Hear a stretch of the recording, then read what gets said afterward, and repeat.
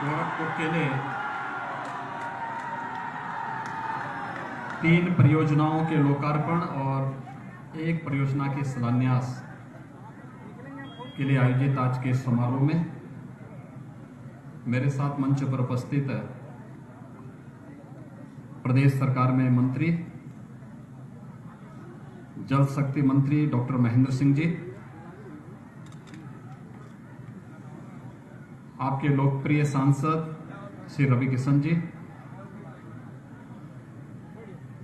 माननीय सांसद बांसगांव श्री कमलेश पासवान जी, माननीय सांसद राज्यसभा श्री जयप्रकाश निषाद जी, महापौर श्री सीताराम जायसवाल जी, माननीय विधायकगण श्री विपिन सिंह जी, महेंद्रपाल सिंह जी, फतेह बहादुर सिंह जी, डॉक्टर बिमलेश पासवान जी, संत प्रसाद जी, भारतीय जनता पार्टी के क्षेत्रीय अध्यक्ष डॉक्टर धर्मेंद्र सिंह जी, महानगर अध्यक्ष राजेश कुमार गुप्ता जी, जिलाध्यक्ष युधिष्ठिर सिंह जी, स्थानीय पार्षद श्री रामपाल कुशवाहा जी, नगर निगम के उप सभापति श्री ऋषि मोहन वर्मा जी, अपर मुख्य सचिव जल संसाधन श्री टी वेंकटेश जी, हमारे पुलिस और प्रशासन के सभी अधिकारीगण, सभी जनप्रतिनिधिगण, विभिन्न संगठनों के सभी पदाधिकारी और उपस्थित भाइयों बहनों, आप सबको एक साथ 3 घाट यहां पर प्राप्त होने और साथ साथ हावड़ बंधा से इस घाट तक आने के लिए सीसी रोड के शिलान्यास के लिए मैं हृदय से बधाई देता हूं। आप सबको अपनी ओर से शुभकामनाएं देता हूं। आप अनुमान करिए कि आज से 2 वर्ष पहले तक राजघाट में आने के लिए 10 बार लोगों को सोचना पड़ता था।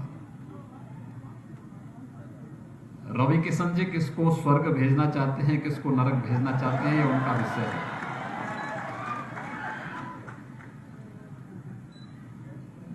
लेकिन जीवन की सच्चाई भी है कि जिसने जन्म लिया है उसकी मृत्यु भी सुनिश्चित है और हर एक व्यक्ति की मृत्यु पर ससम्मान अंतिम संस्कार की कार्रवाई संपन्न हो, साफ सुथरी जगह पर हो, इसके लिए राजघाट पहले से जाना जाता था। लेकिन जितने पर्व और त्योहार होते थे, हर जगह लोग साफ सुथरी जगह पे स्नान करते थे, लेकिन यहां राजघाट में गंदगी, वहीं पर अंतिम संस्कार की कार्रवाई हो रही है, वहीं पर मरा हुआ जानवर है, वहीं पर महानगर का सीवर भी गिरता था और वहीं पे लोगों को स्नान करने के लिए मजबूर होना पड़ता था।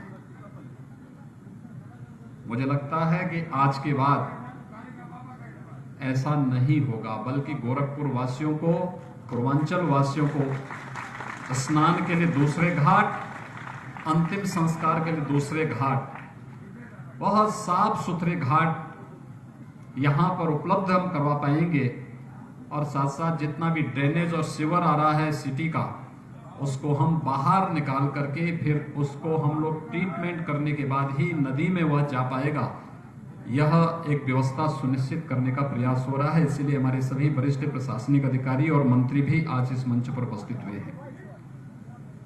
मैं धन्यवाद दूंगा पहले जल शक्ति मंत्री जी को और उनके विभाग के सभी अधिकारियों को और गोरखपुर के जिला प्रशासन को भी। टीम भावना से आपस में बेहतर समन्वय के माध्यम से इस कार्यक्रम को इन्होंने एक समय सीमा के अंदर आगे बढ़ाया और आज गोरखपुर का हर व्यक्ति जो भी यहां पर आता है वो कहता है कि अच्छा बना है, लेकिन सरकार अच्छा बनाती ही है, उसके संरक्षण का दायित्व जनता को स्वयं उठाना पड़ेगा।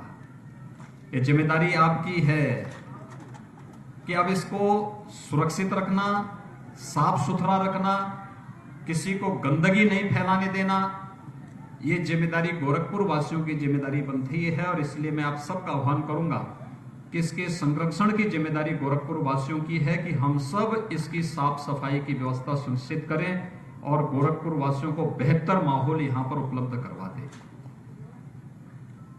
कोई भी व्यक्ति आता है यहां पर, किसी को अपने परिवार की, किसी प्रियजन की अंतिम विदाई में यहां पे आना पड़ता है, किसी को किसी अपने मित्र और शुभचिंतक के परिवार में घटित किसी वियोग की घटना में यहां पर आना पड़ता है। लेकिन इससे पहले मुझे भी कई बार यहां पर आने का अवसर प्राप्त हुआ था। गंदगी देखता था, मन खिन्न होता था। लेकिन अब हम कह सकते हैं कि गोरखपुर में भी राप्ती नदी में स्नान के लिए अलग से घाट है। कोई पर्व हो, छठ का हो, स्नान का हो, या कोई भी पर्व और त्योहार हो, मौनी अमावस्या हो, माघी पूर्णिमा हो, या कोई भी ऐसा पवित्र स्नान पड़ेगा, उसमें गोरखपुर वासी भी राप्ती नदी में, पवित्र राप्ती नदी में स्नान करके ये कह सकते हैं कि हमने भी अपने यहाँ की गंगा में डुबकी लगाई है, हमने भी स्नान किया है। रामगढ़ ताल के बाद राप्ती नदी की निर्मलता की तरफ हम लोग गए हैं। रामगढ़ ताल भी एक अच्छी झील के रूप में विकसित हो रही है, लेकिन दायित्व तो हम सबका बनता है कि उसकी सुंदरता को बनाए रखना। सरकार एक बार पैसा दे सकती है, लेकिन स्थानीय नागरिकों की जिम्मेदारी बनती है कि स्थानीय स्तर पर जनता के द्वारा कहीं भी वहां पर कोई भी ऐसा कार्य न हो जो प्रकृति के विरुद्ध हो, सरकार के द्वारा खर्च किए गए पैसे के विरुद्ध कोई भी ऐसा आचरण नहीं होना चाहिए जिससे उस संपत्ति को नुकसान पहुंचता हो। और इसलिए आज ये घाट यहां पर 4 प्रकार के कार्य दिए गए हैं। उन्होंने पहले घाट का नाम जल शक्ति विभाग ने महायोगी भगवान गोरक्षनाथ जी के नाम पर यहां पर किया है, स्नान घाट है। नदी के उस पार जो घाट बना है वह मर्यादा पुरुषोत्तम भगवान श्री राम के नाम पर श्री राम घाट है। और इसके बाद जो यहां पर शमशान घाट है, शमशान घाट के साथ कुछ स्नान घाट भी जोड़ा गया है। वहां पर कुछ सुंदरीकरण का कार्य भी होना शेष है। वहां पर भी कुछ सुविधाएं नहीं दी जा रही हैं। खासतौर पर एक प्रदूषण मुक्त लकड़ी से भी जो वहां पर अंतिम संस्कार की कार्रवाई होगी उसके लिए भी वहां पर उस प्रकार की व्यवस्था सुविधा दी गई है। लेकिन साथ साथ गैस की सुविधा भी उपलब्ध करवा करके अंतिम संस्कार की कार्रवाई भी, प्रदूषण से मुक्त करने की कार्रवाई भी वहां पर करने का कार्य का आज उद्घाटन किया जा रहा है। और मुझे लगता है कि उस पूरे घाट का नामकरण भी होना चाहिए और वह यहाँ पे बाबा मुक्तेश्वर नाथ जी के नाम पर हो तो अच्छा होगा। बाबा मुक्तेश्वर नाथ जी का मंदिर यही बगल में है। कहते हैं पहले राप्ती नदी बाबा मुक्तेश्वर नाथ मंदिर के पास से होकर के गुजरती थी और बाबा मुक्तेश्वर नाथ इस शमशान घाट के वही अधीश्वर हैं, उन्हें ही माना जाता था। इसलिए उस जो राजघाट है, राजघाट तो इस पूरे क्षेत्र का नाम है, लेकिन जो शमशान घाट है उस शमशान घाट का नाम बाबा मुक्तेश्वर नाथ घाट के नाम पर सबकी मुक्ति के ही वे अधीश्वर हैं, देवादिदेव महादेव हैं और उनके नाम पर उस घाट को जाना जाएगा। 3 प्रकार के बोर्ड हम लोग यहां पर लगा करके इस कार्यक्रम को व्यवस्थित रूप से आगे बढ़ाएंगे। एक यह कार्य, दूसरा प्रशासन को, नगर निगम को मिलकर के करना है कि हावड़ तटबंध से यहां पर स्नान घाट पर आने के लिए जो इस सड़क है इसको थोड़ा ऊंचीकरण करते हुए इसको 2 लेन का कर लेना, जिससे आने जाने वाले लोगों के लिए एक सुविधा बन सके और हर एक सीजन में लोगों को यहां पर सुविधा मिल सके। इसके अलावा कोई भी सीवर या ड्रेनेज यहां पे नहीं गिरना चाहिए। लोग आए स्नान घाट में आकर के, जो सामान्य दिनों में आते हैं या किसी पर्व और त्योहार के समय में आते हैं, वे स्नान घाट में आकर के स्नान कर सकें, इस प्रकार की सुविधा देना। और अगर किसी अंतिम संस्कार के कार्यक्रम में यहां पर आए हैं तो अंतिम संस्कार की रस्म को संपन्न करके फिर भी राप्ती नदी में कोई स्नान करना चाहेगा तो उस प्रकार का स्वच्छ और सुरक्षित वातावरण देना भी ये स्थानीय प्रशासन की जिम्मेदारी है। इसलिए कोई भी ड्रेनेज और सीवर घाट के उत्तर में तो नहीं गिरना चाहिए, ये हम सुनिश्चित करेंगे, लेकिन दक्षिण में भी न गिरे, इसके बारे में भी हमारी राप्ती नदी के प्रति और अपनी नदी संस्कृति के प्रति एक भाव होना चाहिए। ये हम लोगों को सुनिश्चित करना चाहिए। यह कार्य यहां पर हम लोगों के द्वारा अभी से प्रयास प्रारंभ होना चाहिए। अच्छा होगा, यहां पर हम लोग पूजा की परंपरा भारतीय संस्कृति में क्यों होती है, उसके पीछे भी एक भाव है। हम पूजा उसकी करते हैं, शिवो भूत्वा शिवम यजेत, यानी हम जिसकी पूजा करते हैं उसके अनुरूप हम बनना चाहते हैं। हम ये नदी संस्कृति की पूजा इसलिए करेंगे कि नदी जैसी पवित्रता और नदी जैसी शीतलता हम सबके मन में भी आ जाए, ये पवित्रता बनाए रखे, क्योंकि जल संस्कृति, जल है तो कल है। इसलिए नदी संस्कृति को संरक्षित रखने के लिए हम लोगों ने जगह जगह गंगा आरती के कार्यक्रम प्रारंभ किए हैं। गंगा की निर्मलता और अविरलता आज प्रधानमंत्री मोदी जी के कारण नमामि गंगे प्रोजेक्ट के माध्यम से देश के अंदर देखा जा सकता है। एकदम पवित्र गंगा जी का जल अब स्नान ही नहीं बल्कि आचमन भी किया जा सकता है। एक विश्वास हर एक श्रद्धालु के मन में, प्रयागराज जाने वाले हर श्रद्धालु के मन में है। इस समय माघ मेला चल रहा है, लाखों की संख्या में कल्पवासी प्रयागराज में है। गंगा की जो शुद्धता वहां पर हुई है, वो शुद्धता वहां देखने लायक है। और यही भाव हम सबके मन में होना चाहिए कि हम राप्ती नदी की भी निर्मलता के बारे में सोचें। किसी भी स्तर पर कोई गंदगी नहीं। अक्सर होता है कि हम अपने घर के गंदगी को ला करके नदी में फेंकते हैं। मुंडन बनवाया, बाल ला के नदी में फेंक दिया, गंदे कपड़े ला के नदी में फेंक दिया, घर का कचरा लाया नदी में फेंक दिया। ये पाप है, ये पाप है। और ये पाप कोई नहीं करना, कोई नहीं करेगा। एक संकल्प हर नागरिक का होना चाहिए कि हम नदी में किसी प्रकार की गंदगी नहीं करेंगे, बल्कि यहां पर इसकी पवित्रता को बनाए रखते हुए हम लोग यहां पर आवश्यक हो सके तो कमेटी बना करके इस पार भी और उस पार भी आरती के लिए, आपने देखा होगा जगह जगह चबूतरे बनाए गए हैं, मंच बनाए गए हैं और उस प्रकार की सुविधा दी गई है। हो सके तो यहां पर उस प्रकार की व्यवस्था बना करके स्थानीय प्रशासन के साथ तालमेल बिठा करके आरती के नियमित कार्यक्रम को इस श्रृंखला का हिस्सा बनाना चाहिए। अच्छा लगेगा, लोग आकर्षित होंगे। आज देख रहे होंगे कितना घाट सुंदरीकरण की तरफ देख रहे, कितना सुंदर लग रहा है, कितना व्यवस्थित लग रहा है। ये सुंदरता गोरखपुर आने वाले हर व्यक्ति को दिखेगी, लगेगी, और वह व्यक्ति इस बात की तरफ आकर्षित होगा कि जैसा सुंदर ये घाट है ऐसा ही सुंदर गोरखपुर के नागरिक भी होंगे, उनके भाव भी होंगे। ये सुंदरता उस भाव की ओर आपके प्रति आम जन के मन में और देश और दुनिया के मन में एक भाव जागृत करता है। यह कार्य हमें इसके प्रति करना होगा, इसके बारे में हम स्वयं जागरूक हो। दूसरा, आज गोरखपुर में विकास की ढेर सारी योजनाएं चल रही है। मैंने कहा अभी तो राप्ती नदी का, इससे पहले हम लोगों ने रामगढ़ ताल की सुंदरता के कार्य को संपन्न किया है। आज रामगढ़ ताल कितनी सुंदर झील बन चुकी है।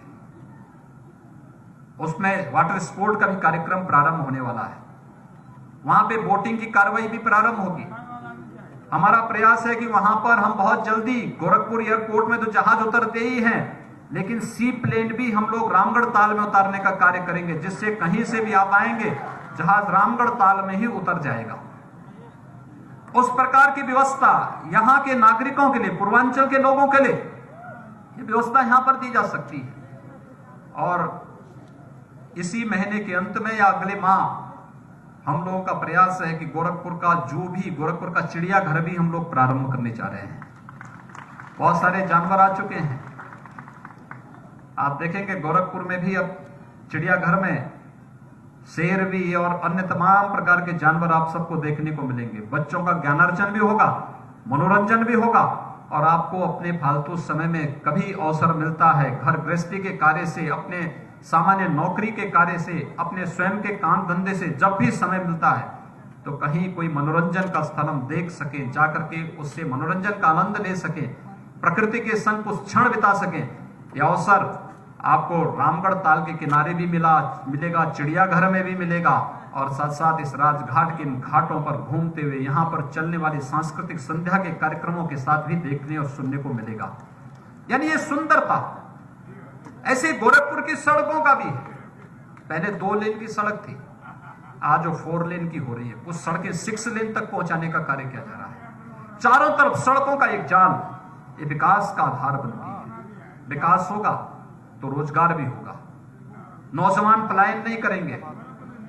जो देश के अन्य भागों में लोग नौकरी और रोजगार के लिए जाते हैं, उनको उनके घर में ही नौकरी और रोजगार उपलब्ध जब हो जाएगा तो वह अपने घर गृहस्थी को भी अच्छे ढंग से देख पाएगा, और साथ साथ यहां पर ज्यादा मेहनत से कार्य भी कर पाएगा।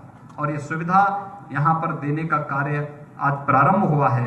आज मैं इस कार्य के लिए हृदय से धन्यवाद दूंगा जल शक्ति विभाग को और स्थानीय प्रशासन को, कि स्थानीय जनप्रतिनिधियों के साथ मिलकर के उन्होंने बेहतर टीम वर्क का काम किया है, और आज उसका परिणाम है यहाँ पर हम लोग गोरखपुर वासियों को एक बेहतर और सुंदर स्नान घाट उपलब्ध करवाने में सफल हुए हैं। हम सब जानते हैं कि इन सभी घाटों पर, महायोगी गुरु गोरक्षनाथ घाट पर 28 करोड़ रुपए की लागत से घाट यहां पर संपन्न बनकर के तैयार हुआ है। श्री राम स्नान घाट पर 15 करोड़ 60 लाख रुपए खर्च हुए हैं, और बाबा मुक्तेश्वर नाथ जी के नाम पर जो घाट यहां पर, वहां पर शमशान घाट और स्नान घाट बना है, वहां पर 5 करोड़ रुपए खर्च हुए हैं। बाकी वहां पर अभी सुंदरीकरण के कार्य अन्य संपन्न होने हैं। ये सभी कार्य एक साथ यहां पर संपन्न होंगे। इन कार्यक्रमों को हम आगे बढ़ाने का कार्य करेंगे, और रावण बंधा से लेकर के यहां पर घाट स्नान घाट तक आने के लिए जो सीसी मार्ग बनेगा, इसका भी शिलान्यास का कार्यक्रम आज यहां पर संपन्न हो रहा है। मैं एक बार फिर से आप सभी गोरखपुर वासियों को हृदय से बधाई देता हूं, हृदय से अपनी शुभकामनाएं देता हूं, और विश्वास व्यक्त करता हूं कि इन सभी विकास की योजनाओं को संरक्षण करने का कार्य आप सभी लोग करेंगे। इसकी सुंदरता को, इसके रखरखाव को, यहाँ पे गंदगी न करना, इसमें किसी प्रकार का कोई तोड़फोड़ या अव्यवस्था या अराजकता फैलाने की छूट किसी को नहीं देंगे। इस विश्वास के साथ आप सबके प्रति बसंत पंचमी के अवसर पर मैं हृदय से बधाई देता हूं, शुभकामनाएं देता हूं। धन्यवाद। जय हिंद।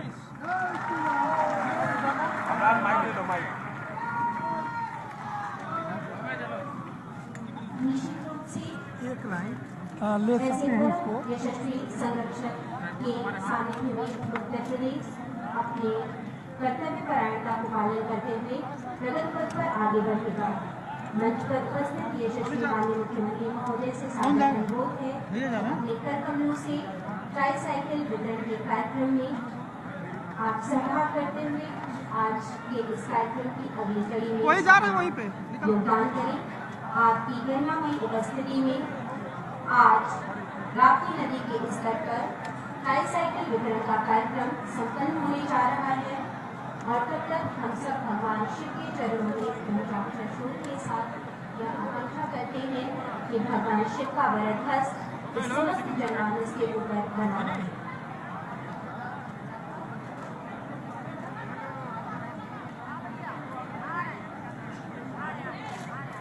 आज बसंत पंचमी के इस पावन पर्व पर उत्तर प्रदेश के यशस्वी माननीय मुख्यमंत्री महोदय के कदमों से दिव्यांगजनों को